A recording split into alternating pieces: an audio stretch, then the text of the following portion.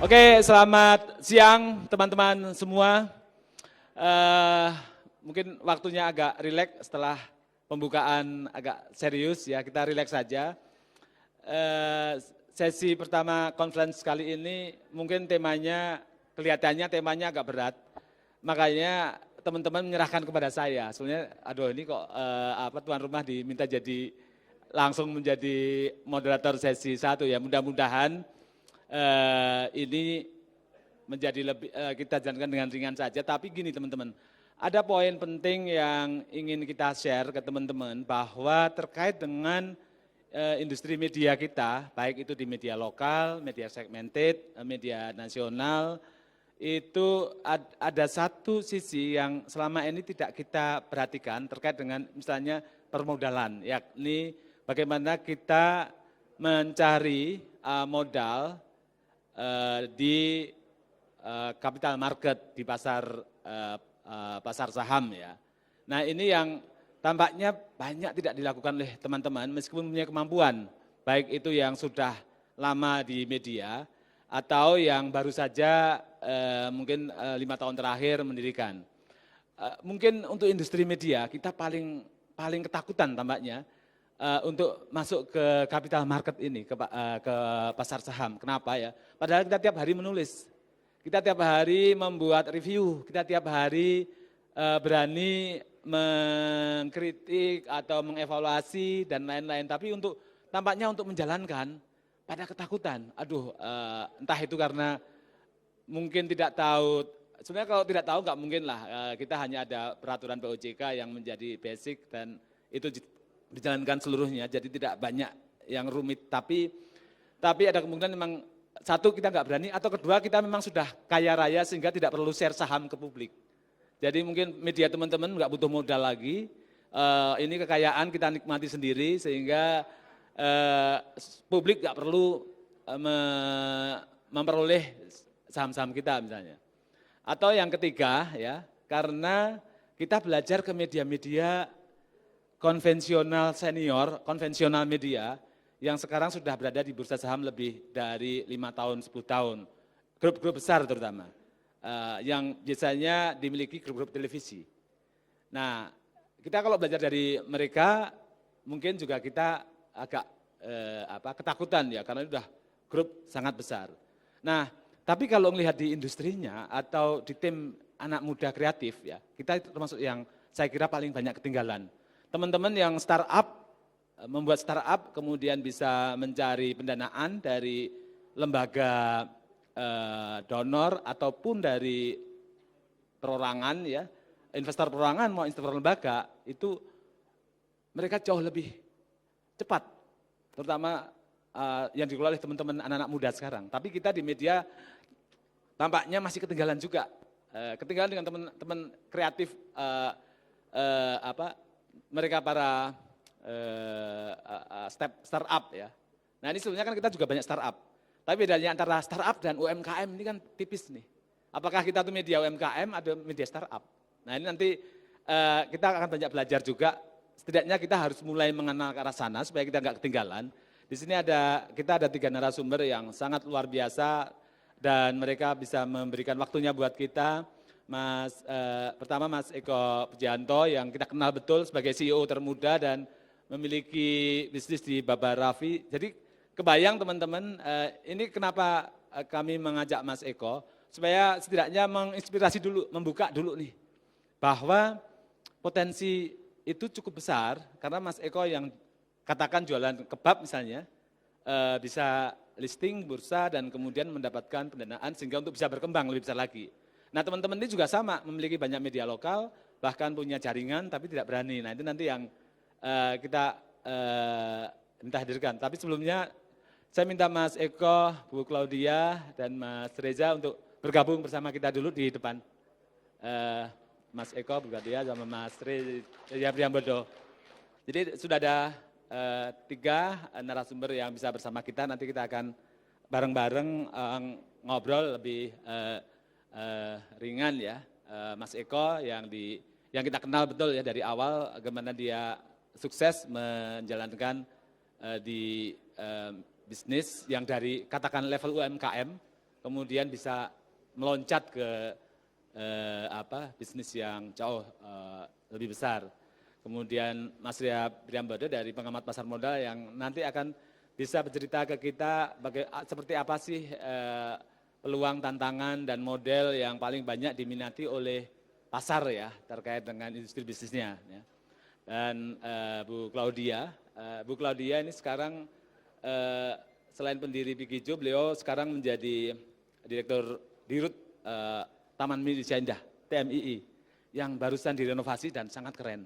Jadi beliau kalau Bu Claudia pengalaman sangat panjang di berbagai perusahaan, pernah juga di Trans Studio, ya, Bu pernah di Trans Studio, kemudian pernah juga di beberapa perusahaan. Nah, enaknya begini kayak Bu Trans ini, Bu Claudia ini banyak kesenangan antara jalan-jalan dengan hobi jalan dan bisnis itu bergabung. Jadi enak ini ketemulah ya. Akhirnya yang beliau tangani juga hampir mirip-mirip terkait dengan industri pariwisata, kemudian dengan guide traveling gitu ya. Kemudian akhirnya juga terakhir tahun sebelum pandemi saya ingat betul di Pikijo yang Bu Claudia dirikan sejak awal itu masuk di papan akselerasi di bursa efek atau pasar sahamnya. Dan ini juga menarik karena papan akselerasi termasuk papan baru di bursa yang sekarang sedang banyak digaungkan untuk mengajak termasuk para startup, para pelaku UMKM untuk masuk di papan akselerasi.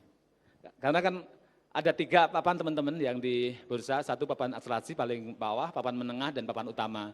Papan utama adalah ya teman sudah tahu semua ya soal ini sehingga nanti kita lebih banyak cerita saja, santai. Teman-teman juga nanti bisa banyak menggali atau bertanya terkait bagaimana dan termasuk peluang, bagaimana kemungkinan ke depannya, peluang bagi teman-teman yang banyak startup, ya, kemudian juga di media lokal dan segmented untuk bisa masuk ke sana.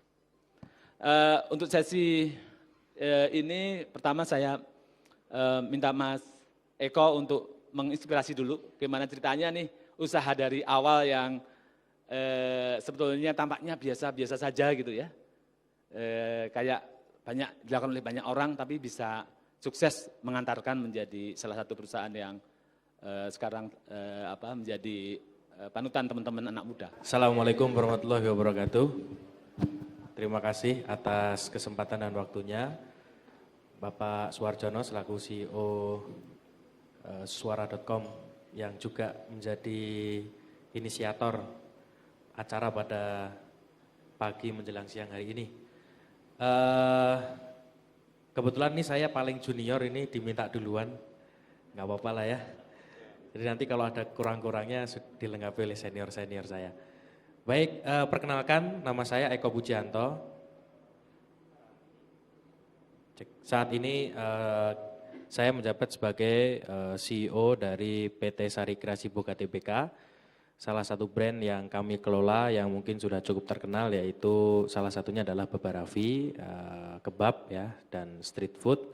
Nah mungkin yang mengantarkan saya sampai duduk di sini, barangkali mungkin Pak Suwarjono kami juga sudah pernah bertemu sebelumnya dan mengulik ya dari sisi pribadi dan cerita kami dalam membangun satu perusahaan ini bagaimana bisa melantai di Bursa Efek Indonesia. Nah memang awalnya saya mau cerita dulu, jadi PT SKB Tbk ini saya pada saat itu masuk pada saat PT ini baru didirikan.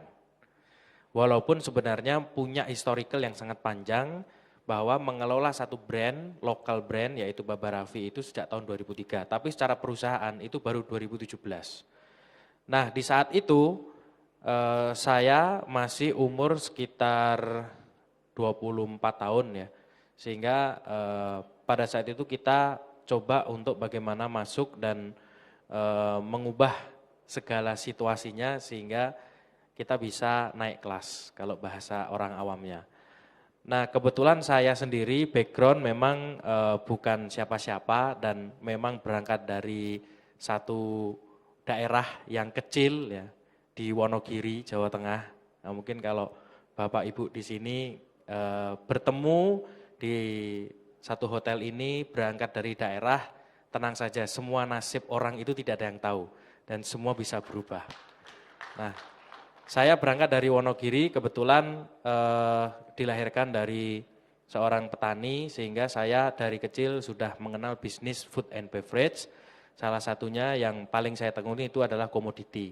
Jadi saya sejak kecil itu sudah diajak bapak saya untuk bersawah, berkebun, kemudian jual hasil panen dan lain sebagainya. Nah, di situ saya ketemu dengan PT Sari Kreasi Buka Tbk, kebetulan pada saat itu mungkin ramai juga di media pada saat itu Baba Raffi ini sedang mengalami konflik internal. Nah, jadi foundernya itu ada 2, kemudian konflik akhirnya terpecah.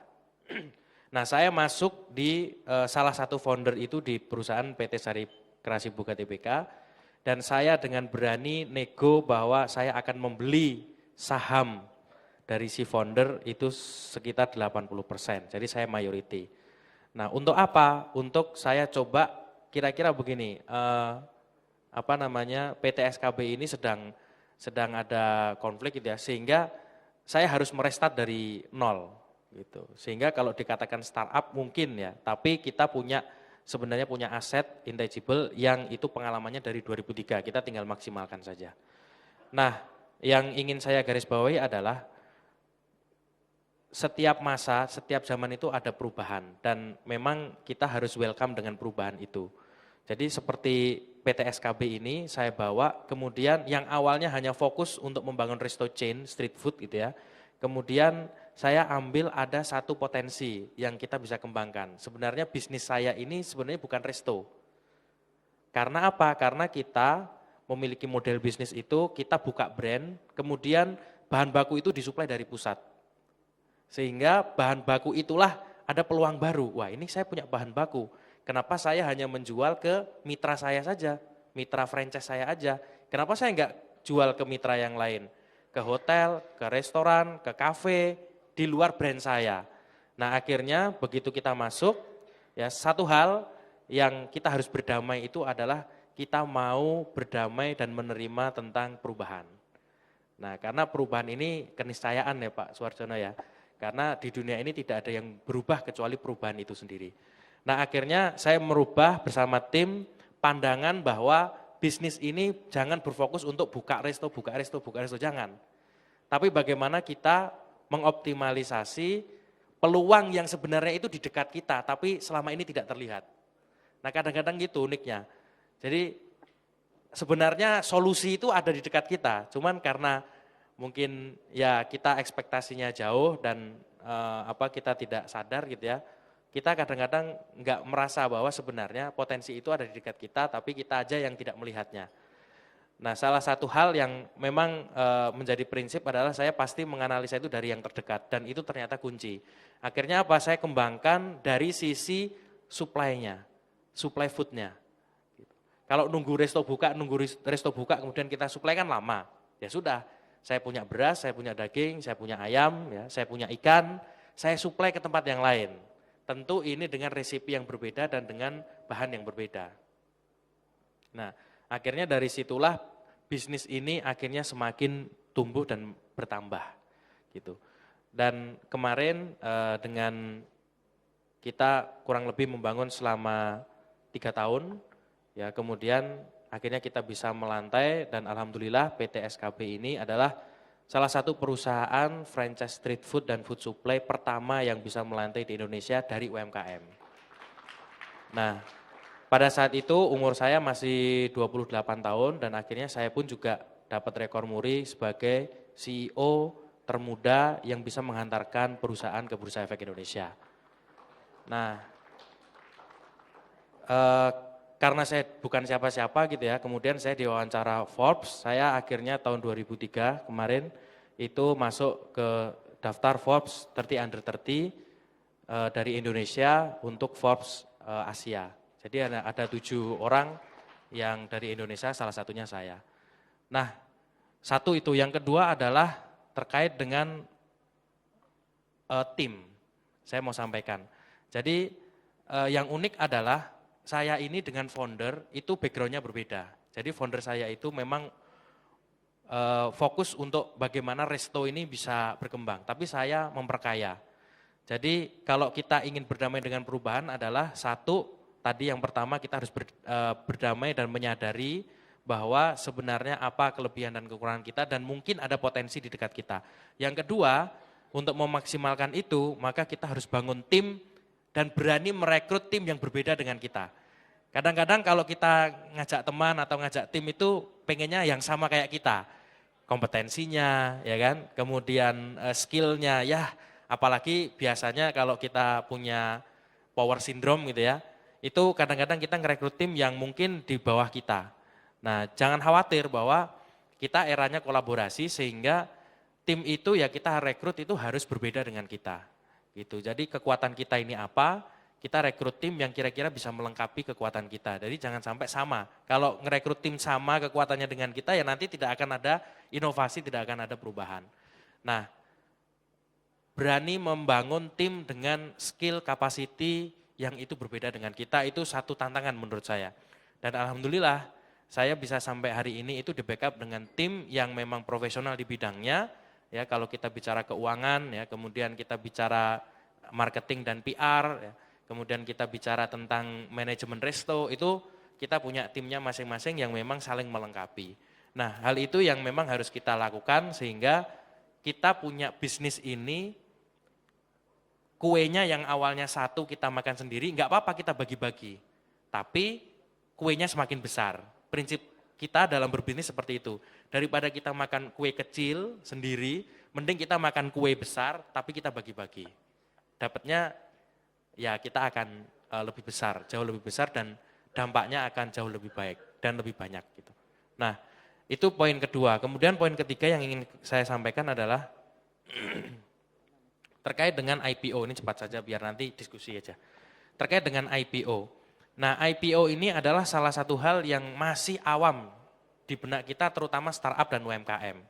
Karena biasanya startup ini atau UMKM ini punya apa ya, lelucon ya. UMKM ini bukan usaha menengah kecil, usaha mikro kecil menengah, tapi usaha makin kecil ya. Nah, ini kadang-kadang ya kita ini ya serba susah karena kalau kita mau akses pendanaan, satu sisi ya kita UMKM gitu ya, atau startup, kita tidak pede.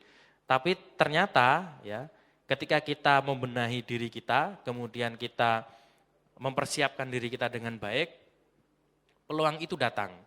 Dan persiapan IPO SKB Baba Raffi ini kurang lebih 2 tahun, kita persiapkan dengan sedemikian rupa, performa bisnisnya maupun performa manajemennya, sehingga kita bisa tawarkan ke publik dan alhamdulillah tahun 2022 PT SKB melantai di Bursa Efek Indonesia di papan pengembangan, itu kita menjual saham 30%, kita dapat 119 miliar rupiah. Nah, dari UMKM, nah ini bukan hal yang mustahil. Jadi hal yang memang awalnya kita tidak membayangkan itu, tapi ternyata ya bisa gitu. Dan akhirnya pada saat itu saya mendapat 11 ucapan dari tokoh menteri dan Menko, kemudian Pak Teten selaku Menteri UMKM juga datang untuk menyaksikan pencet tombol ya untuk di IPO kita. Dan saya punya kata-kata untuk Pak Menteri waktu itu, Pak Menteri saya saat ini pede, saya akan mengatakan 3 hal, yaitu tentang perusahaan SKB ini, TBK itu kita dari gerobakan ke IPO, dari lantai trotoar ke lantai Bursa Efek Indonesia. Dan saya ingin membuktikan bahwa ternyata cerita UMKM naik kelas yang selama ini dongeng, saat itu menjadi kisah nyata. Nah, akhirnya pada saat itulah saya juga sampaikan bahwa ini semuanya berkat dari kebijakan-kebijakan yang ada juga, bahwa kita dikasih ada yang namanya di IDX itu ada 3 papan. Jadi ada papan akselerasi, papan pengembangan dan papan utama. Nah itu tergantung size-nya. Nah saya masuk di tengah. Nah mungkin nanti Bu Claudia di papan akselerasi bisa cerita lebih banyak, atau mungkin Mas Reza di papan utama bisa cerita lebih banyak. Jadi poinnya adalah IPO ini sangat membantu bagi kita, yaitu dalam hal terutama kita menambah value. Jadi street food yang punya kemasan ada TBK-nya itu baru kita berarti. Gitu, kan? Jadi kita tambah TBK gitu kan, the best kebab maksudnya ya, bukan terus kayak, nah itu TBK gitu. Nah itu yang membuat ada value tersendiri ketika kita naik kelas di sana. Karena apa, ini yang terakhir, tujuan kita IPO itu bukan hanya fundraising dana. Ada konsekuensi-konsekuensi yang memang itu membuat kita ya secara tidak langsung, baik kita sadari maupun tidak sadari, adalah kita harus tumbuh lebih profesional dan lebih bagus lagi karena kita menerapkan apa yang disebut dengan good corporate governance. Nah ini mungkin perlu disiapkan bagi teman-teman yang ingin punya uang dan dititipi uang ya, ratusan miliar, harus ada prinsip-prinsip good corporate governance. Itu kalau saya tingkat namanya tarif. Nah, tarif itu transparansi, accountability, kemudian responsibility, integrity, dan fairness. Nah itu teman-teman harus mulai terbiasa dengan bagaimana cara membukukan, cara mencatat semua yang ada, kemudian bagaimana cara memvalue perusahaan itu harus punya. Karena kita harus hitung semuanya, karena bisnis ini kan semuanya tentang hitung-hitungan. Kalau kita gagal menghitung maka kita tidak diperhitungkan oleh orang. Nah itu prinsip kita dalam berbisnis, sehingga kita perlu ada pemikiran bahwa kita ini harus profesional, harus good corporate governance. Gitu. Insya Allah setelah kita rapi, setelah kita ini layak, maka uang itu tidak akan kita kejar, tapi uang yang akan mengejar kita. Kira-kira seperti itulah ya. Nah terakhir saya mau cerita, saya kemarin baru akuisisi perusahaan, ya satu perusahaan yang ini tentu kontribusi dari sektor media itu sangat besar. Jadi kita ya selaku pengusaha ya, kita ini kadang-kadang melihat peluang bisnis itu tiap hari. Dan saya menemukan ada satu peluang yang itu saya dapatkan dari media lokal, yaitu tentang beras organik di Wonogiri. Nah, jadi saya minta teman-teman media lokal jangan lelah dan jangan patah semangat untuk bagaimana memberitakan potensi-potensi yang ada di daerah, sehingga ini nanti kita bisa manfaatkan kapitalisasi untuk masyarakat kita dan untuk Indonesia. Dan alhamdulillah beras organik yang saya akuisisi ini alhamdulillah sudah ekspor ke Singapura dan beberapa negara tetangga untuk beras organik dan beras premium.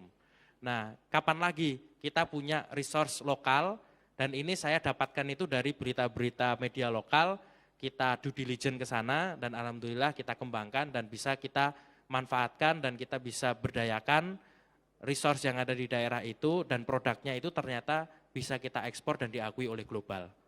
Kapan lagi? Nah ini teman-teman semangat untuk berangkat dari lokal heroes dan akhirnya go nasional dan go global. Terima kasih. Wassalamualaikum warahmatullahi wabarakatuh. Ya, makasih Mas Eko sudah mengasih pencerahan ya kepada teman-teman yang selama ini mungkin terlalu lokal ya, bahwa peluang itu sangat besar ya bagi kita semua. Terus yang kedua adalah saya mencermati soal model bisnis ya.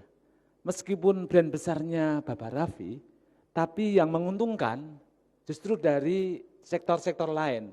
Termasuk misalnya tadi bahan baku ya, jualan yang lain. Artinya apa? Bagi kita orang media, jangan hanya terpaku model bisnisnya adalah konten misalnya. Tapi di sisi konten itu banyak faktor lain yang bisa kita kontribusikan sebagai pendapatan. Ya, katakan misalnya kita punya sosial media yang cukup kuat, sebenarnya kita bisa main di sana untuk memperkuat lini bisnisnya.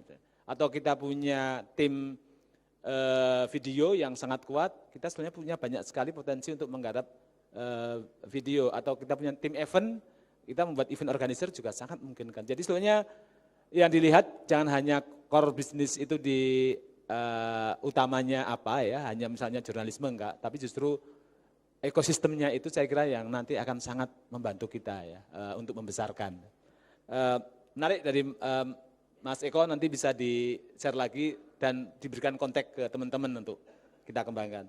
Yang berikutnya yang tidak kalah menarik yang sudah dilakukan Bu Claudia ketika merintis Pikiju saya kira. Jadi ini ya nanti bisa lebih didetailkan ya, tapi kira-kira platform yang bisa membantu baik itu para penikmat pariwisata misalnya dengan teman-teman yang selama ini bergerak di belakangnya. Tapi memang sempat pandemi membuat cukup berat, tapi hebat sampai sekarang masih teman-teman masih terus survive dan saya kira menarik untuk kita ikuti pelajari.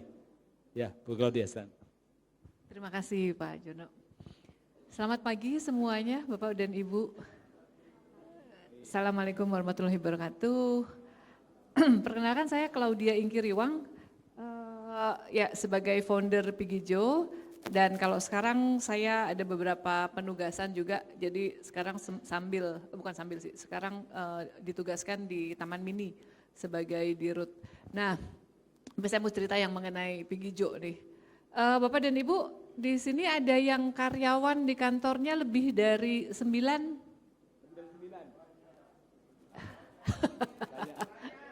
Banyak ya, banyak ya lebih dari 9. Ada yang kantornya bukan di garasi. Bukan garasi. Banyak ya, banyak. Ada yang omsetnya lebih dari 40 juta. Banyak. Ada yang lebih dari 2 tahun. Banyak. Ya udah Pak, kalau gitu saya minder.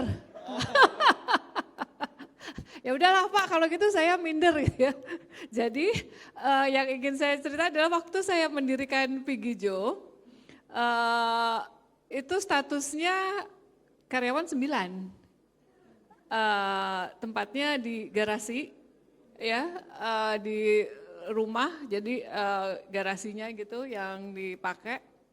Kemudian ya omset baru berapa puluh lah gitu ya. Baru masih sedikit sekali gitu ya. Ketika saya mendirikan Pigijo dan kita nekat untuk go public, posisinya di situ. Jadi cerita flashbacknya lagi kenapa saya mendirikan Pigijo pertama kalinya itu, pada saat itu memang main timing ya, jadi memang kalau di industri kan kita suka lihat riding the wave ya istilahnya. Jadi pada saat itu karena saya memang banyak sekali bergerak di bidang pariwisata dan saya melihat ada peluang bisnis di pariwisata karena pada dasarnya Indonesia kan akan dikembangkan sebagai daerah wisata. Nah Indonesia yang segede gini saya melihat masalah adalah di informasi. Jadi orang kalau mau pergi gitu ya katakan mau surfing di Jember gitu. Nah itu kemana, sama siapa, di sananya siapa yang ngasih apa namanya tour guide-nya dan sebagainya apa segala macam, how to get there, terus what to do apa segala macam. Nah kemudian kita bikin satu aplikasi karena kita menjawab pertanyaan itu. Jadi intinya kami melihat bahwa masalah menjadi peluang. Oke, singkat cerita bahwa digagas dari nol. Itu kira-kira membutuhkan waktu sekitar 6 bulanan untuk menggagas konsep apa segala macam sampai akhirnya kita hire programmer dan sebagainya, teman-teman yang mau gitu ya ikutan dan sebagainya itu sekitar 6 bulanan lah. Ya. Nah, singkat cerita berhasil nih si Pigijo-nya Pak. Jadi aplikasinya kita launching, kemudian banyak yang berminat untuk mendaftarkan diri, kemudian ini juga bagus dan sebagainya. Disitulah problem kemudian terjadi Pak. Nggak punya duit buat pengembangan, ya kan? Saya nggak tahu nih kadang-kadang gitu tuh ya, namanya masalah tuh kalau nice problem gitu ya. Jadi begitu mau kan, begitu hit banyak kita mesti sewa server yang lebih besar, mesti hire programmer, mesti bikin promosi, mesti bikin ini itu apa segala macam ya kan, itu jadi problem lagi. Sedangkan duit pas-pasan. Lah waktu saya jadi founder Pigijo aja, saya sudah mentekadkan diri untuk resign. Jadi udah nggak punya pendapatan tetap nih. Ini ada ceritanya nih. Jadi waktu saya resign biar kata nggak jadi budak korporat kalau kata anak IG sekarang ya kan. Nggak mau jadi budak korporat ya kan. Jadi saya nekat untuk buka startup. Udah gitu nggak punya uang. Oke, karyawan baru 9 sih, lumayan. Bisa menghasilkan dari beberapa pendapatan lain-lain yang kita hasilkan, kayak termasuk di salah satunya adalah bikin IO sih Pak. Nah, tapi kemudian nggak punya uang. Kalau nggak punya uang kan pilihannya minjem, minta gitu kan, sama orang tua nih. Kebetulan 2 rekan saya anak muda, saya emak-emak sendiri. Jadi emak-emak bikin startup pula. Nah, akhirnya pilihannya adalah apakah mau pinjem uang atau mau visi atau kita mau ke venture capital atau kita mau cari investor investor yang mau masuk di kita gitu ya. Nah, disinilah idealisme terusik. Kalau kita pinjam uang ke bank, jaminannya apa? Ya kan, siapa yang mau ngasih jaminan nih di antara saya sama founder-founder? Waduh, dengan udah pensiun pula saya udah keluar. Ntar kalau jalan, kalau nggak jalan ntar jaminan saya disita dan sebagainya, resiko yang saya tidak bisa absorb, saya nggak bisa handle kalau itu terjadi resiko. Jadi saya nggak akan ngambil pilihan itu untuk ke bank. Pilihan kedua, cari investor mau masuk. Ada beberapa investor tertarik dengan ide ini dan dia mau masuk, dia mau siapin uang dan sebagainya. Tapi, pakai tapi, namanya juga investor ya kan, dia pengen kapan balik modal, ya reporting harus ini itu. Hitung-hitung nih jadi budak corporate juga nih. Waduh, ini mah sama aja kayak kerja nih gitu ya. Di mana kebebasan yang kudambakan itu ya gitu kan, kira-kira wah males deh kalau sama investor banyak ininya gitu, banyak maunya. Di challenge, tahun kedua bisa nggak profit, tahun ketiga bisa nggak profit, untung saya nggak jadi Pak, kalau nggak habis itu soalnya COVID ya kan. Udahlah kita juga nggak tahu resiko, akhirnya ketika saya sedang mencari-cari, ada tuh di media, membuka papan akselerasi, IDX, membuka papan akselerasi, kemudian saya ngobrol dengan beberapa teman saya yang juga memang bergelut di bidang capital market nih sebagai advisory apa segala macam. Gimana sih itu apa tuh ini kayaknya nggak pakai minimum ya apa segala macam, nggak pakai aset dan sebagainya. Kalau nggak kan kita mesti pakai aset dan sebagainya. Dan karena kita di perusahaan digital maka aset kita yang kita perhitungkan sebagai aset bukannya ruko, server, laptop gitu itu mau berapa mau dihitung juga gitu kan. Jadi asetnya tentunya intangible asset ya, database dan sebagainya itu yang kita perlakukan sebagai aset ya, pembuatan sistem dan sebagainya. Artinya ternyata ada solusi sih gitu ya. Dan kemudian kita coba aja gitu ya, saya daftarkan sebagai akselerasi. Jadi dengan segala macam tadi pertimbangan itu sekitar di bulan Agustus, akhirnya kita confirm di bulan Oktober masuk mendaftarkan diri di bursa. Bulan Desember kita sudah tapi di Oktober ke Desember tuh banyak proses ya, jadi termasuk di visit lah dan sebagainya apa segala macam yang cukup banyak banyak administrasi yang kita lakukan. Tapi intinya di Desember tanggal 28 tuh sebelum libur kita dinyatakan untuk udah siap tuh untuk go public di tanggal 8 Januari. Jadi pas pembukaan 5 Januari pas pembukaan pertama tahun 2020 bursa. Jadi hari pertama pembukaan bursanya itu Pigijo waktu itu di papan akselerasi startup yang modalnya pas-pasan ya, nanti Bapak dan Ibu bisa ngelihat juga di prospektus dengan jumlah karyawan, jumlah apa yang sangat-sangat minim dan akhirnya kita berhasil. Nah, apa keuntungan yang kami dapatkan setelah itu? Pertama adalah sebetulnya kalau dari kami yang paling utamanya ketika kita go public adalah reputasi. Jadi sedikit cerita ketika dalam masa-masa kita mencari network ke luar, karena kan kalau traveling waktu itu kita marketnya adalah internasional, jadi kita hubungin tuh Ctrip, Agoda, apa segala macam lah pokoknya yang internasional. Nah ketika dia ngelihat Pigijo, nih apa nih baru 3 bulan gitu ya, nggak direken gitu ya. tapi ketika kita bulan Oktober itu kita sudah masuk listing dan kita bilang bahwa Pigejo adalah perusahaan yang saat ini sedang proses untuk go public dan sebagainya, baru direspons gitu. Jadi ada keuntungan yang memang di luar keuntungan finansial pada saat itu yang menurut saya itu penting banget. Jadi kita tuh kayak kalau kalau bikin surat pun ya kan, Pigejo sebuah perusahaan TBK bla bla bla gitu ya, yang membuat si perusahaan-perusahaan itu jadi notice, oh oke, dia TBK gitu, oh oke, minimal dia diawasi oleh OJK. Nah itu yang membuat saya tuh merasa oke, ini penting sih. Nah yang berikutnya tentunya memang ada dana dari masyarakat dan kemudian kita juga melakukan unlock value ya, jadi bisa right issue dan sebagainya yang membuat kemudian proses jadi lebih panjang. Nah memang pada saat itu adalah COVID nih, kita Januari go public, Maret COVID, yo ampun yang namanya masalah nggak kelar-kelar ya gitu kan, usaha gini amat sih susahnya gitu ya cari hidup gitu. Nah terus ternyata, tapi yang menarik adalah karena kita ini go public dan kita sudah mendapat pendanaan, kita relatif aman. Jadi uang yang kita terima pun kan kita nggak kayak bunga bank yang kita harus balikin bunga bank berapa karena kan nanti adalah dividen dan sebagainya kan. Nah akhirnya kita lakukan adalah kita save pendanaannya, kita pakai dengan sangat-sangat hati-hati gitu ya. Dan kemudian juga kita sedikit shifting nih, U-turn gitu ya, dikit menjadi sebuah LSM yang tadinya perusahaan travel, kemudian kita jadi LSM, kemudian kita jadi LMS, kemudian kita menjadi IO gitu ya dan sebagainya lah, segala macam upaya, tapi base-nya tetap di tourism gitu ya.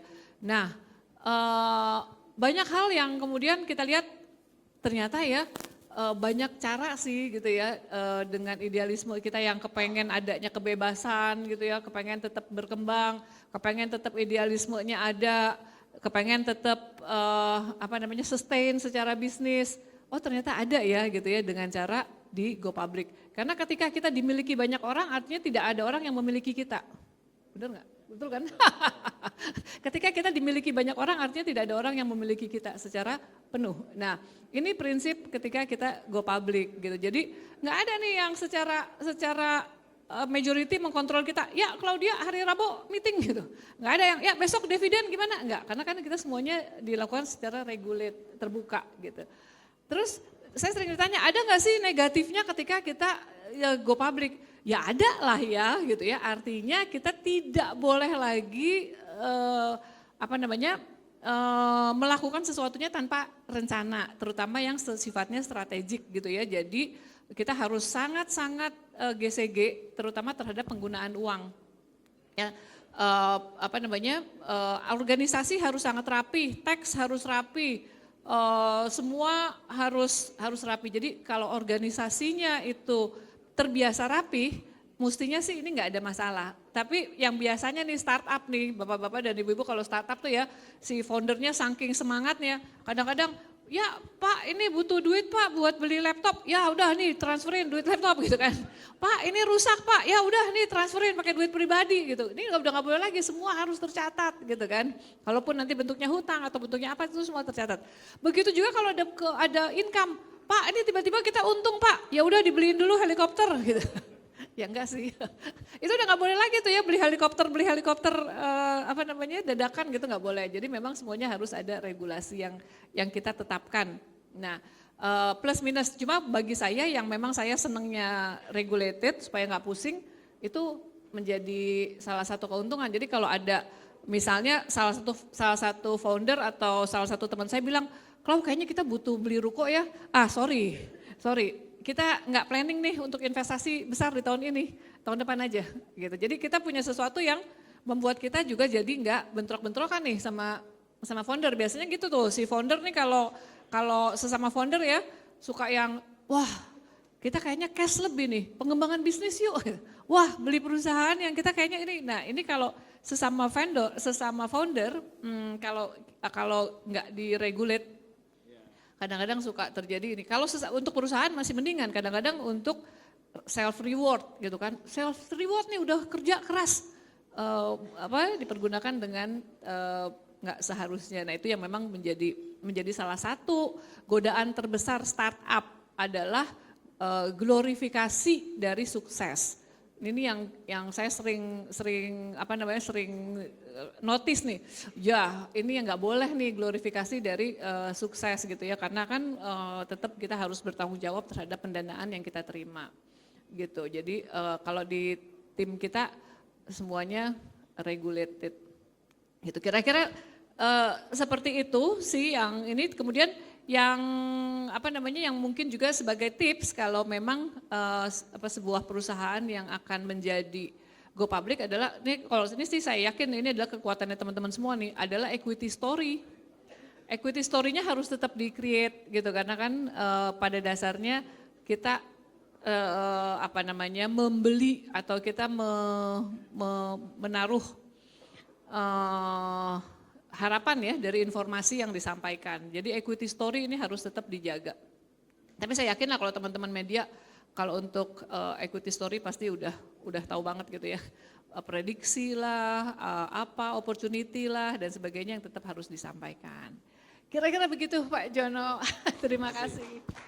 Ya, menarik sekali gimana perjalanan Pigijo, Ibu Claudia dan teman-teman merintis yang dari garasi dengan jumlah tim yang sangat minim, dengan modal yang sangat minim, kemudian bisa bahasanya antara nekat dan logik tapi ya, nekat dan logik ya. Nah ini teman-teman yang nekat nih ada yang berani, rata-rata mau safe terus ya. Ini yang kalau terlalu safe artinya ini yang membahayakan, anti perubahan nantinya kan, kemapanan. Justru teman-teman saya kira waktunya ya seperti Mas Eko tadi harus berubah itu menjadi kata kunci. Menarik, banyak hal yang saya kira nanti bisa menginspirasi kita. Nah lanjut ke Mas Reza, mungkin bisa memberikan pandangan juga Mas terkait dengan bisnis media, kemudian opportunity-nya gitu ya. Terus bagaimana sih sebenarnya yang diinginkan oleh market sekarang ini, terutama untuk startup. Mungkin bisa ya diulas juga. Baik, terima kasih Pak Sorjono, terima kasih undangannya untuk hadir di forum yang sangat luar biasa ini. Assalamualaikum warahmatullahi wabarakatuh. Selamat pagi rekan-rekan semua. Pagi, oke. Baik, masih semangat ya. Jadi izin Pak, kalau tadi di sebelah saya Bu Claudia, beliau ternyata sebagai komisaris PGJO Pak gitu kan. Terus kemudian di sebelah kiri saya Mas Eko, Direktur Utama Pak dari Raffi gitu. Kalau saya levelnya masih head Pak, Head of Investor Relation di PT Indonesia Kendaraan Terminal Tbk. Jadi kode sahamnya PCC Pak gitu. Jadi sehari-hari saya bekerja di PCC, selain itu juga ada di beberapa konsultan investor relation di beberapa perusahaan. Dan alhamdulillahnya pada saat ini saya bisa bersama dengan perusahaan TBK juga gitu. Jadi kalau kita lihat dari story yang disampaikan oleh Raffi maupun PGJO itu kurang lebih ada kesamaan ya gitu. Bagaimana perusahaan perusahaan kecil, perusahaan UMKM segala macam bisa bertumbuh dengan besar gitu.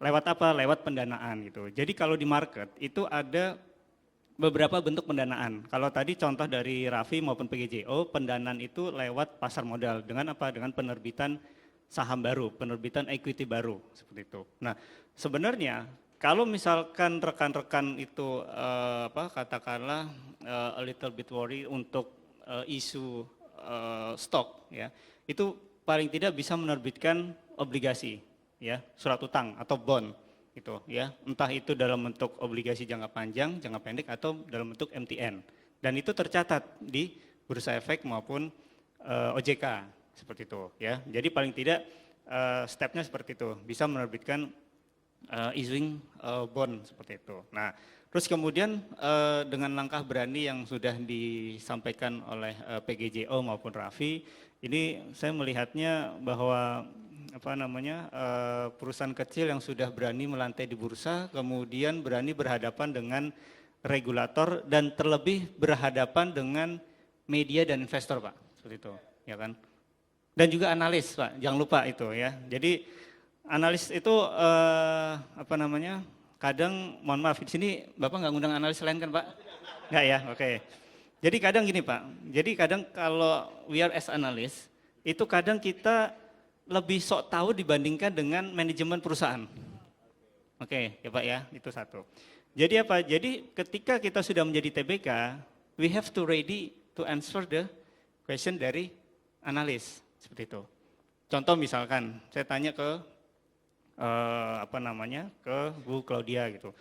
Bu, Ibu tahun depan proyeksi pendapatannya berapa Bu?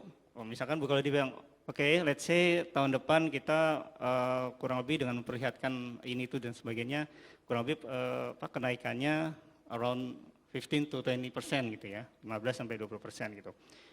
Terus kemudian kita sebagai analis bilang, kok kecil banget Bu? Harusnya kan media perusahaan seperti Ibu itu kan harus bisa tumbuh lebih besar dengan pengembangan ini segala macam. Hello, you are analyst gitu, bukan manajemen, ya kan? Gitu. Jadi Jadi kita sebagai perusahaan TBK pun itu juga jangan baperan. Kalau misalkan ada pertanyaan dari teman-teman media maupun dari teman analis, yang pertanyaannya agak sedikit straightforward seperti itu. Gitu. Nah terus kemudian kalau kita lihat proses IPO ya, mungkin udah ada slide-nya ya. Mungkin bisa langsung ke bagian proses IPO di IDX ya. Tuh. Jadi memang ada tahap-tahapannya gitu ya. Langsung lanjut ke bab proses IPO di IDX. Jadi alhamdulillahnya Bursa Efek itu sudah bisa memfasilitasi kita semua yang punya usaha kecil, menengah dan sebagainya, terutama startup itu untuk bisa melantai di bursa. Itu. Kenapa? Karena dari sisi bursa pun mereka juga ada target ya Pak Suwarjono. Mereka ada target bagaimana seluruh company di Indonesia itu bisa melantai di bursa. Karena apa? Karena kalau ya mungkin Bapak Ibu media mungkin punya data yang lebih akurat. Jumlah emiten di luar, katakanlah misalkan di Malaysia, yang dekat aja di Malaysia, Thailand, bahkan Australia, itu mungkin sudah lebih dari 1000-an. Sementara di kita tercatat sampai dengan ini bulan apa? Oktober, September. September itu baru 800-an. Kan? Bapak 800 pas ya? Oh ya pas berarti. 800-an berarti lebih dari 800. Nah, terus kemudian kalau misalkan teman-teman cek misalkan di HIPMI atau di Kadin, anggotanya berapa itu? Ya kan? Nggak mungkin mereka anggotanya cuma 500-an kan gitu. Pasti ribuan kan gitu. Artinya dari 800-an compare to 2000-an anggota Kadin atau HIPMI, itu berarti masih banyak banget yang belum menjadi perusahaan TBK gitu. Nah, terus kemudian kalau misalkan ada ada anggapan bahwa untuk menjadi perusahaan TBK itu harus perusahaan besar dan harus berdomisili di Jakarta, enggak juga Pak gitu. Banyak perusahaan-perusahaan daerah itu di Jakarta itu cuma sewa small office Pak, cuma ukuran berapa segala macam. Mungkin bisa jadi cuma satu panggung ini Pak gitu. Dan itu cuma as a representative office seperti itu. Kantor pusatnya ada yang di Medan, terus kemudian kantor pusatnya ada di di Kalimantan seperti itu. Nah ini kan bisa juga dimanfaatkan oleh teman-teman media ya, terutama yang media lokal untuk bisa raising fund di capital market seperti itu. Dan tadi sebelum saya maju, saya sempat lihat juga Pak di Undang-Undang Pers itu ternyata ada salah satu pasal itu yang mengatakan bahwa rising fund itu bisa dilakukan lewat pasar modal. Saya lupa di pasal berapa, 11 atau 12 itu.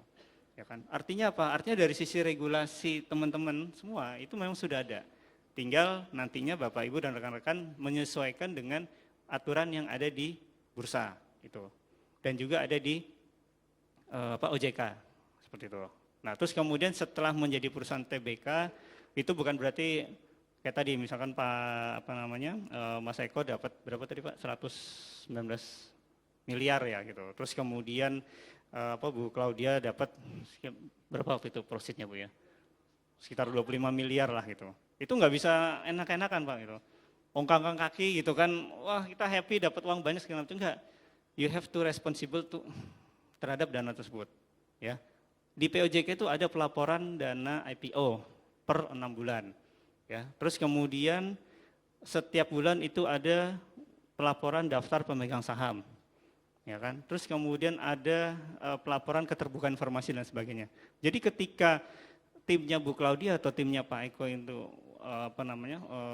want to escalate aksi korporasi, itu harus ada keterbukaan informasi seperti itu. Jadi nggak ujuk-ujuk kita melakukan akuisisi segala macam gitu, ya kan. Bisa jadi pada saat pada saat Mas Eko melakukan akuisisi, mereka akan menerbitkan surat keterbukaan informasi ke OJK maupun ke bursa seperti itu, ya.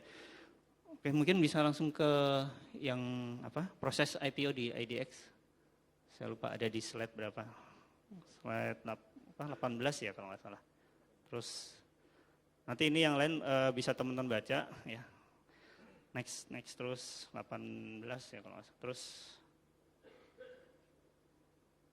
oke, next. Nah, ini.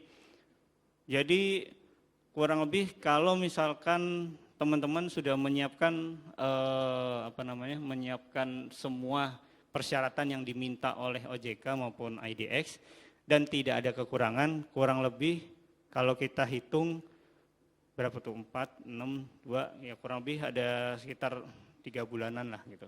3 sampai 4 bulan untuk proses IPO. Tuh. Nah, yang berat itu apa? Yang berat itu adalah first step-nya, ya kan? Ketika Bapak Ibu ingin melantai di bursa, yang harus dipersiapkan adalah persiapan mental dan diri dulu, gitu kan? Apakah katakanlah secara pembukuan saya sudah benar atau belum? Ya, oke. Terus kemudian teksnya seperti apa? Terus kemudian apakah masih ada permasalahan hukum atau tidak? Seperti itu. Itu harus diungkapkan, Pak, gitu. Jadi jangan pingin cepat IPO, cepat memperoleh dana, terus kemudian kita punya kasus yang masih dispute nih, umpetin aja, umpetin. Itu lebih baik diungkapkan di awal, ya kan? Nanti mungkin akan dibantu oleh teman-teman di IDX atau di OJK, ya, daripada ketahuan di kemudian hari. Itu sanksinya akan lebih berat seperti itu, ya. Jadi ini adalah kurang lebih persyaratan-persyaratan ketika melakukan IPO. Terus kemudian berikutnya. Ya, kalau berikutnya ini sebenarnya lebih ke penggolongan papan pencatatan di bursa. Ya, tadi sudah disampaikan juga oleh Mas Eko. Next slide, please, Mas. Oke, ini ada 4 ya, ada 4 papan pencatatan, ada papan utama, papan ekonomi baru, kemudian papan pengembangan dan papan akselerasi. Jadi ini fasilitas buat teman-teman semua untuk bisa melantai, gitu ya. Dan apakah ketika misalkan pertama kali melantai, katakanlah misalkan tempatnya Bu Claudia, ketika melantai, wah saya baru di papan akselerasi, kayaknya nggak mungkin di ke papan utama, enggak. Gitu. Itu bisa terjadi by the time ya, dengan berjalannya waktu, katakanlah misalkan likuiditas saham meningkat, market cap-nya meningkat, terus kemudian kinerja dari perusahaan kita itu juga mengalami peningkatan, itu akan bisa berpindah, Pak. Gitu.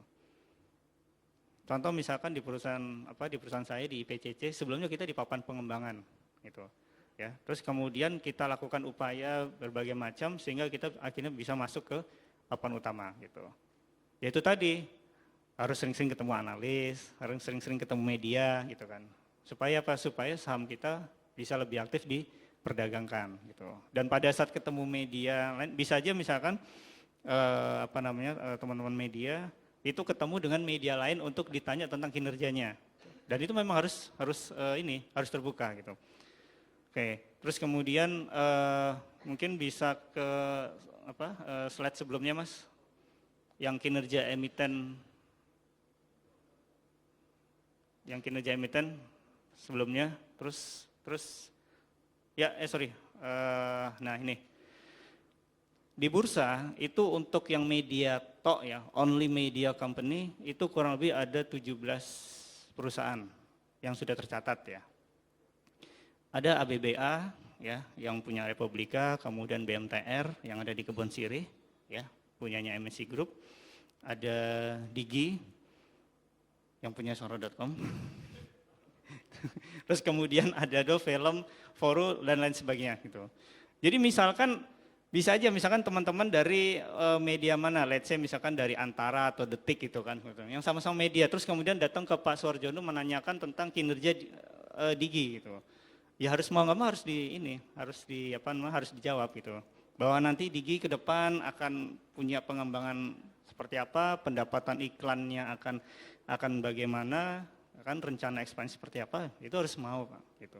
Mau nggak mau kita harus bisa berhadapan dengan investor maupun analis seperti itu. Jadi jangan ketika misalkan ada teman-teman misalkan dari Detik atau misalkan dari mana tadi dari Surabaya.com segala macam datang ke Pak Suarjono, lu ngapain sih nanya-nanya, kan udah tahu media kayak gimana, nggak usah lah lu tanya-tanya gitu kan, ya nggak harus gitu juga sih itu ya. Terus sering mengadakan public expose juga, analyst meeting, itu mungkin bisa membantu teman-teman media, teman-teman perusahaan terbuka juga untuk bisa lebih aktif lagi sahamnya di perdagangan. Kurang lebih seperti itu Pak Suarjono, bisa lanjut ke diskusi. Terima kasih Pak. Assalamualaikum warahmatullahi wabarakatuh. Waalaikumsalam. Menarik ya teman-teman, kita kasih applause ke 3 pembicara sebelum diskusi. Ya ada beberapa poin, tapi mungkin lebih baik kalau langsung teman-teman tanggapi karena waktunya mepet ya. Sebenarnya saya juga punya pengalaman, tapi nanti saja kalau ada yang terkait ya. Oke, silahkan untuk pertama 3 orang dulu bisa nanti sebutkan nama dan asalnya. Paling ujung kanan 1, terus tengah belum ada, kiri 2 dulu ya. Oke, 2 dulu sebelum yang lain. Silahkan dimulai dari paling kanan.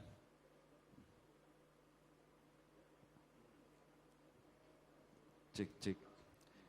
Ya, Assalamualaikum warahmatullahi wabarakatuh. Selamat pagi dan salam sejahtera buat kita semua. Pertama-tama perkenalkan, saya dari galigo.id, Mas Jono dari Makassar.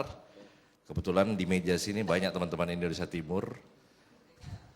Karena kalau berharap investor lokal di Indonesia Timur kelihatannya ya, itu pasti bilang keputusannya ada di Jakarta. Itu tidak pernah gol kalau kita pakai investor lokal.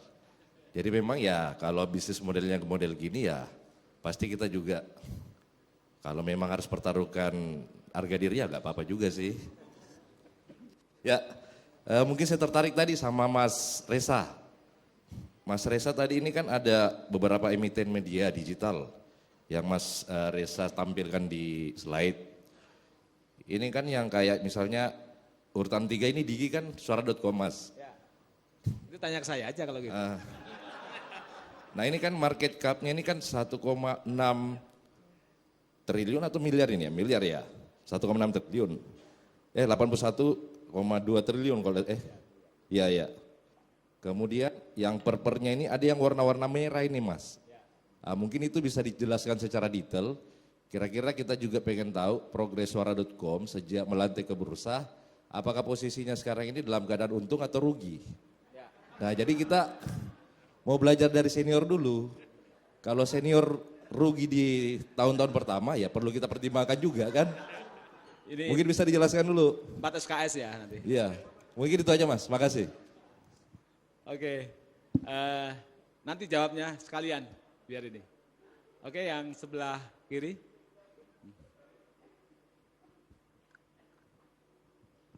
Cek. Terima kasih. Assalamualaikum warahmatullahi wabarakatuh. Perkenalkan para sepuh yang ada di depan. Saya Rofik dari Blog Media di Jawa Timur, khususnya di .com. Nah, yang ingin saya tanyakan sebetulnya lebih ke Mas Jono juga terkait di perusahaan dari suara.com itu yang dimasukkan itu dari unsur bisnis medianya atau sama dengan bisnis sayap-sayap yang lain. Karena secara tidak langsung kita juga menduplikasi apa yang dilakukan oleh suara.com.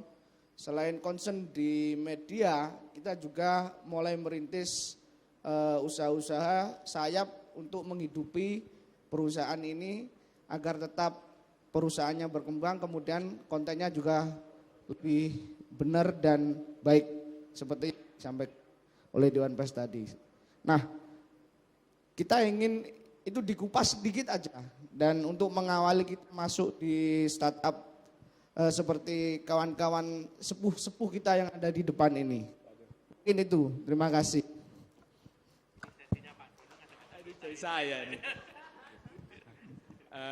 Satu lagi, biar nanti ada yang tengah, ada yang satu lagi. Oke. Ya. Oke, bismillahirrahmanirrahim. Assalamualaikum warahmatullahi wabarakatuh. Saya Amir dari Surabaya, ngopi bareng.id. Cerita Bu Claudia itu sebenarnya menarik. Dulu kita di ngopi bareng itu pernah, ya teman, terus dia tanya, berapa sih kalau di sini, katanya dia mau beli, mau dia akuisisi. Terus saya bilang, oh, jangan, karena saya nggak mau kehilangan kekuasaan saya kan sebagai pemimpin di situ. Nah, yang tadi kalau nggak salah Bu Claudia sempat bilang soal capital yang dihitung juga soal database itu tadi. Nah, itu sebenarnya bisa dijelaskan lebih lanjut database apa, terus model penghitungannya seperti apa. Terima kasih. Ya oke, saya kira 3 penanya dulu ya sebelum ke yang lain-lain. Tapi nanyanya kok ke moderator nih yang agak. Jadi terima kasih teman-teman pertama atas perhatiannya. Ini yang saya kira juga penting dan related dengan apa yang sedang kita dorong dan kenapa kita menghadirkan di sesi ini. Pertama ya, kalau kami tidak masuk bursa, mungkin kami sudah tidak ada 5 tahun yang lalu. Media saya sudah tutup 5 tahun yang lalu. Karena apa? Kami berawal mulai juga seperti tempatnya Bu Claudia, tempatnya Mas Eko, itu dari minim budget ya. Kan tahu sendiri teman-teman sekarang media di Jakarta, media nasional sebagian besar dimiliki oleh konglomerasi grup-grup besar yang modalnya sangat besar dan mereka berani membakar uang yang cukup besar juga untuk invest di media dan membuat media. Membuat media ini kan tidak seperti membuat perusahaan warung kopi atau nasi padang atau warung Tegal yang hari ini kita belanja, kemudian hari ini kita dapat uang. Kan tidak ada uang yang bisa kita terima tiap hari di media ini. Pengalaman saya membuat beragam media online sebelumnya, setidaknya 6 bulan, itu baru kita akan dapat keuntungan sedikit, baru mulai masuk pendapatan. Karena kita untuk tahun pertama harus membesarkan traffic. Tahun kedua harus mengenalkan brand kita ke publik. Bulan-bulan berikutnya kita harus mencari partner agensi yang mau pasang iklan atau lembaga dan lain-lain. Membuat media tidak mudah untuk kemudian langsung tiba-tiba mendapat revenue kira-kira gitu. Nah, kemudian makanya karena saya punya pengalaman sebelumnya di media-media besar, di tahun pertama atau di awal ketika saya membuat media, karena saya berangkat dari modal kecil, saya ajak banyak orang untuk membantu menyiapkan media. Dan kebetulan yang kami ajak bukan pemodal besar, mereka hanya ngasih modal kecil-kecil. Kami kumpulkan, saya bilang ke mereka, ini kalau kami buatkan media, mulai start hanya berusia 3 bulan sampai 4 bulan, kemudian close. Karena modalnya cekak ya. Apa yang kemudian saya lakukan, uang yang terkumpul dari para teman-teman investment awal ini yang jumlahnya terbatas, saya belikan perusahaan yang kira-kira untung dan bisa menghidupi media atau mendirikan media. Jadi langkah awal saya bukan membuat medianya, konsepnya oke, tapi menyiapkan modal yang bisa untuk running. Jadi apa waktu itu yang perusahaan yang bisa menghidupi dan bisa untung? Kami membeli satu perusahaan content provider, CP. Kalau 2014 itu ada content provider yang isinya SMS, ringback tone, RBT dan lain-lain bersama dengan telco ya di era itu ya. Sehingga kami banyak mendapatkan revenue dari usaha ini. Kemudian keuntungannya untuk running media, pelan-pelan untuk naik. Jadi itu basicnya ya. Memang bagusnya adalah media kita tetap ada, tapi kita harus punya sisi usaha lain yang menguntungkan. Ya. Nah, problemnya adalah di tahun 2018 content provider seluruh Indonesia close pemerintah menutup karena banyak kasus ya, pencurian data dan lain-lain sehingga seluruh content provider tutup. Ini yang kemudian kami langsung berubah pikiran, wah kita harus nekat juga nih melihat seperti di Mbak Claudia, Bu Claudia dan Mas Eko, salah satu sumber pendanaan yang menurut saya termasuk paling independen ya, paling independen itu dari pasar saham. Karena apa ya? Persis tidak perlu kita mikirin bunganya gitu. Kita tidak perlu mikirin kembali kalau misalnya kita ada trouble ya. Apalagi kami punya basic laporan keuangan selama sejak berdiri sampai tahun ke-5 sangat bagus. Jadi yang membuat saya berani masuk ke pasar saham juga karena laporan keuangan yang sangat bagus, yang sangat proper ya. Nah, ini yang kemudian kami switch, wah kalau gitu kita harus ke teman-teman, kita harus masuk ke pasar saham ya. Apalagi lagi ada kebutuhan untuk pengembangan ke daerah-daerah. Tapi butuh banyak hal yang kami kembangkan dan kami banyak exercise gitu ya, trial error itu butuh dana yang cukup banyak sehingga kami masuk ke pasar saham. Itu saya kira kenapa media harus ke sana ya, salah satunya yang membuat kita harus berani mindset ya, mengubah mindset. Nah memang yang menarik gini teman-teman, bagi media apalagi murni portal news itu, saya harus meyakinkan orang bursa BI bagaimana sih model bisnisnya, bagaimana sih revenue model, karena mereka tidak punya gambaran di digital. Kami harus menjelaskan berkali termasuk ke OJK, menjelaskan soal model bisnis. Jadi tidak ada rujukan, yang lain adalah media konvensional dan kami adalah murni digital sehingga kami memang harus banyak menjelaskan. Termasuk kami harus roadshow ke beberapa funding, lembaga dana yang akhirnya kami dapat beberapa sumber dana. Termasuk setelah IPO justru kami dapat pendanaan dari lembaga donor investment dari luar negeri juga dapat ya, dan akhirnya running. Nah, kenapa kemudian merah? Nah, ini sebenarnya memang ada beberapa trial error yang betul, memang segala sesuatu harus terukur ya. Banyak usaha yang kami lakukan misalnya gitu ya, trial, membuat ini, membuat itu, dan itu kita kan sangat kalau trial itu di online kan tidak bisa setiap saat kemudian langsung jadi apakah sukses atau tidak. Tidak semuanya sukses gitu. Nah, yang sukses adalah salah satunya adalah beberapa model baru bisnisnya. Ini yang teman-teman mungkin ini bahwa di digital ini sekaligus menjawab pertanyaan teman-teman. Kita tidak hanya fokus ke satu model revenue. Saya sudah mencoba mungkin ada 18 model revenue untuk media, ya, termasuk berlangganan, termasuk subscriber, yang di Indonesia gagal semua, yang berat sekali. Tapi ya banyak hal yang lain, yang baru, yang kemudian kami dapatkan. Misalnya sebagai contoh gini, sekarang kita harus mengakui sosial media termasuk yang pemenang digital.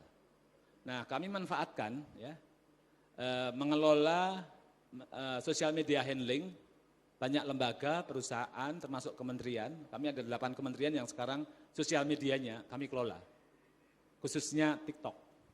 Jadi kami mengelola TikTok banyak perusahaan, banyak lembaga, kementerian. Ya katakan misalnya MK kan bingung membuat TikTok untuk isu ke publik ya, ke anak muda yang. Nah, kita kasih ide-ide gitu ya, ATR BPN misalnya. Ya kita kasih model nih yang menarik. Sebagai contoh ya. Kemudian bagaimana juga kita membuat sosial media sebagai sumber revenue baru. Kuatin konten berbasis video misalnya, yang Facebook video lah, di YouTube dan lain-lain. Nah, ini yang sebetulnya kadang-kadang kita enggak ngeh ya, kita hanya terfokus di website, tapi sebetulnya banyak sumber lain.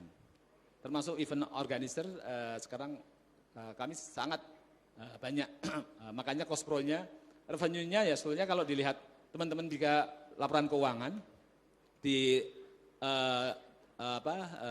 top bottom semua hijau ya, kecuali di bottom line karena memang tinggalan dari COVID pandemi COVID ya, yang revenue-nya memang berat ya. Tapi pasca COVID ini sudah mulai recovery semua.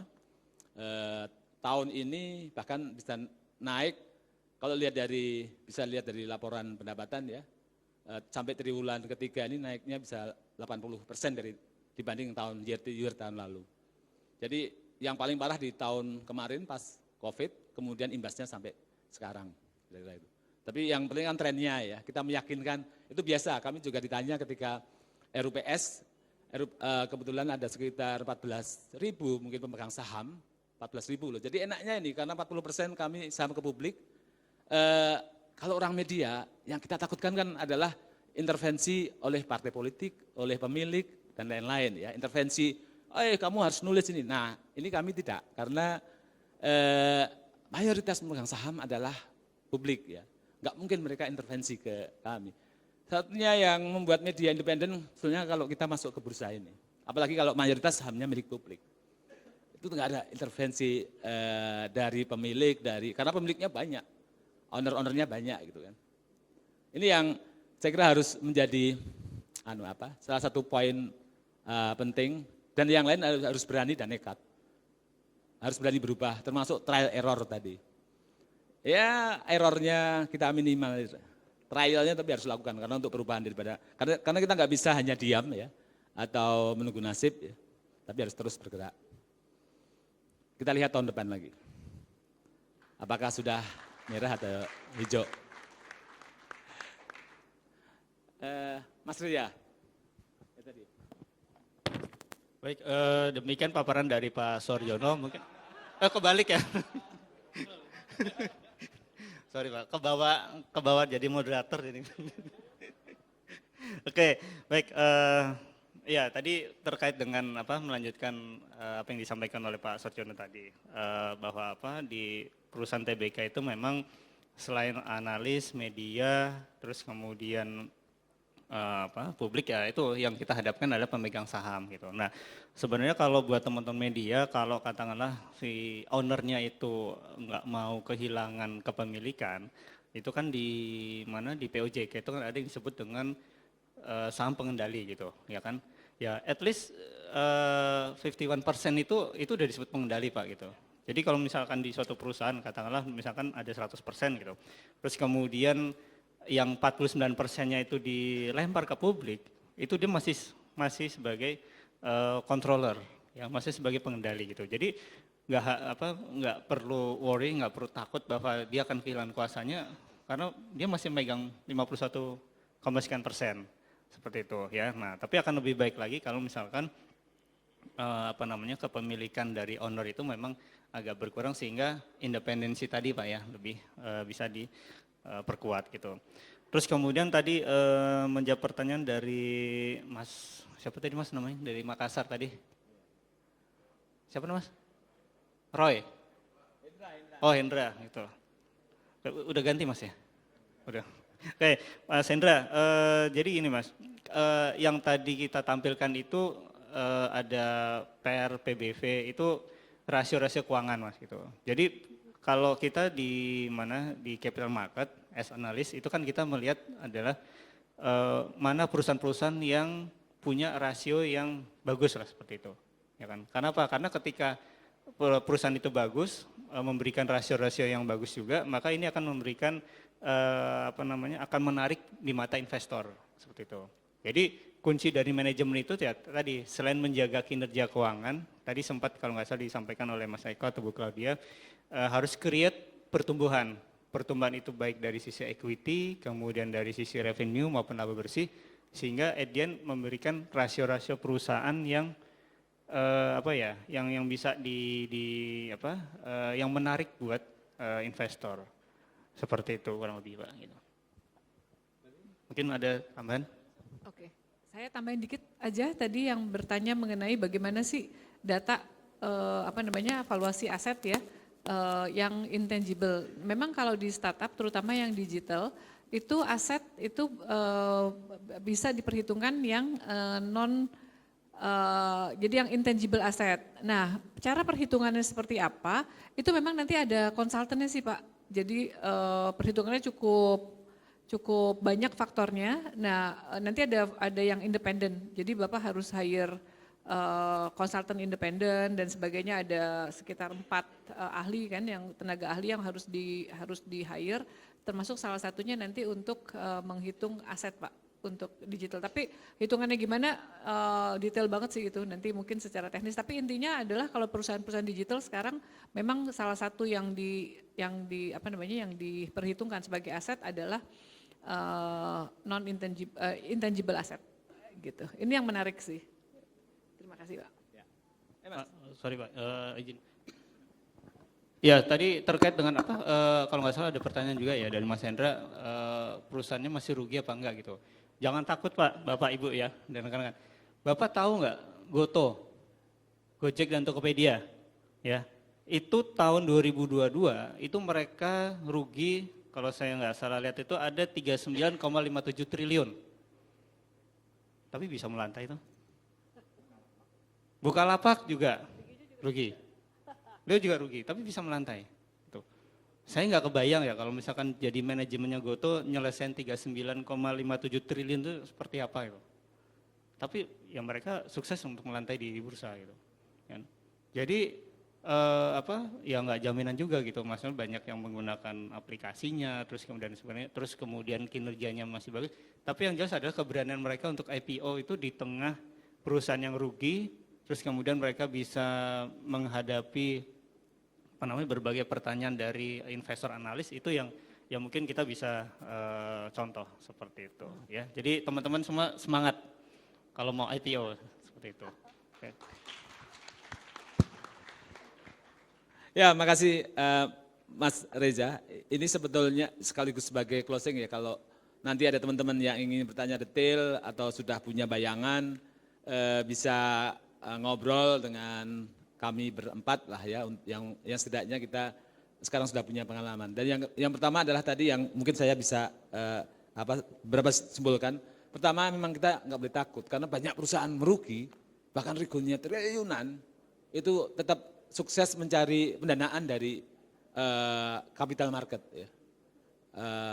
Dan ruginya mereka itu merilis ya, ruginya nggak tahu sampai kapan akan berakhir. Tidak ada jawaban kapan akan untung.